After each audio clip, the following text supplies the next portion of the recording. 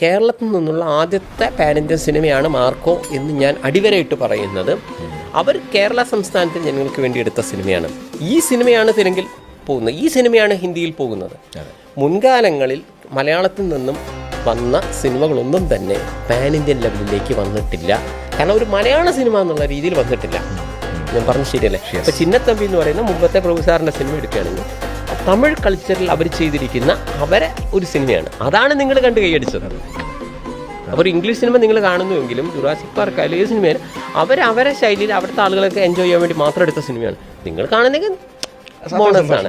പക്ഷെ നമ്മളിവിടെ കാട്ടിക്കൂട്ടുന്നത് നമ്മൾ മുൻകൂട്ടി തന്നെ പറയുകയാണ് ഇത് പാൻ ഇന്ത്യൻ സിനിമയാണ് കേട്ടോ എന്ന് പറഞ്ഞാൽ ഇപ്പോൾ നമ്മളെ മലയാളത്തിൽ നമ്മൾ ചിന്തിച്ച് തമിഴിൽ നിന്നൊരു ചങ്ങായിനെ കൊണ്ടുവരും, മറ്റേ ആളെ ഒരു സ്പെഷ്യൽ ഗസ്റ്റായിട്ട് മറ്റവനെ കൊണ്ടുവന്ന് ഇവനെ കൊണ്ടുവന്ന് എന്നിട്ടൊരു മസാലയാക്കി ചേട്ടാ ഇത് പാൻ ഇന്ത്യനാന്ന് പറഞ്ഞ് മറ്റവനോട് പറയുകയാണെങ്കിൽ വരിക കണ്ടോ ഇത് പാൻ ഇന്ത്യനാണെന്ന് പറയും. ഇതല്ല പാൻ ഇന്ത്യൻ.